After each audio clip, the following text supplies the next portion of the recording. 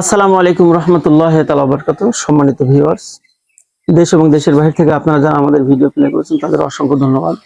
আজকে যে বিষয়টি আপনাদের সাথে কথা শেয়ার করা হচ্ছে সেটা হলো যে সুরালা বক্তা এবং সুর ছাড়া বা কন্টাকি বক্তা, এই বিষয়ে যে বিষয়টা বলতে চাচ্ছিলাম সেটা অত্যন্ত দুঃখজনক একটা ব্যাপার যে যে আপনাকে ভুল ধরিয়ে দেবে সে আপনার বন্ধু,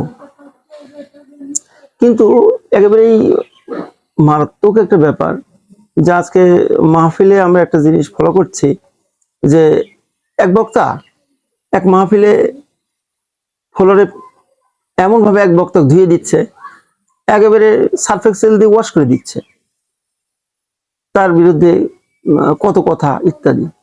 তাই একজন বলছে তাহিরি শয়তান, এত বড় শয়তান, শয়তান তাহিরি দেখলে ভয় পায়।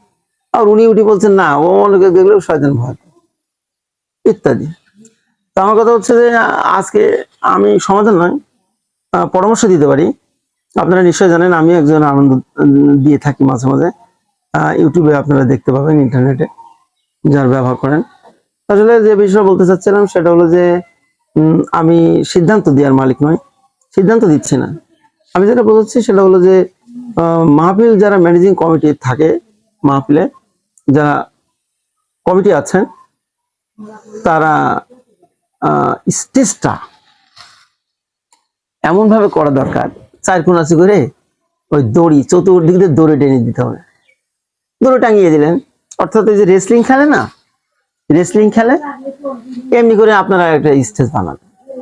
আর স্টেজ বানালে দেখা যায় দুই বক্তার সুরলা যে বক্তা অথবা সুর সারা যে বক্তা, এক বক্তা আর এক বক্তাকে ধুয়ে দিচ্ছে, ঠিক দুই বক্তাকে উঠাই দেন। এইবারে এক বক্তা দেখা যাচ্ছে যে নাকের উপর একটা বক্সিং মেরে দিল, আমরা শ্রোতা আমরা লিল্লাহে তাকবীর মেরে দিলাম একটা।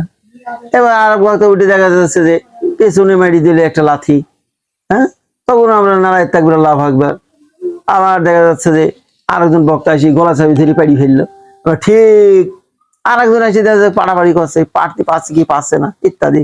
তোমরা ঠিক এই যে শ্রোতা মন্ডলী আমরা যারা তারা এমনি করলাম, যদিও এটা হাসির খোরাক নয়, হাস্যকর মনে হচ্ছে, কিন্তু হচ্ছে তো তাই।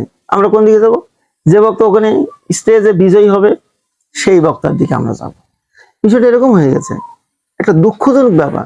আমি বলতে চাই যে যারা সারা বাংলাদেশে যারা ওয়াজ করে বেড়ান, দিনের দায়িত্ব পালন করে বেড়াচ্ছেন, দিন ধর্মের কথা শুনিয়ে বেড়াচ্ছেন, তো আপনারা দিন শেষে সবাই কিন্তু রেস্টুরেন্টে সব হুজুরের সাথে দেখা হয়।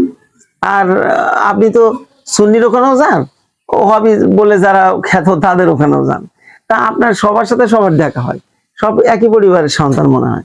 আপনি তখন তার সামনে কিছু বললেই হয়, তার সামনে না বলে তার কানে কানে যে আপনার কথাটা শুধরিয়ে দিলেই হয়। তা না দিয়ে আপনি কি বলছেন, আপনি একেবারে তার অন্ধকারে পেলেন, এক স্টেজে আপনি গেলেন বললেন, ঠিক অপর একটা স্টেজে সে গেল, সেও বললো, এটা ঠিক না।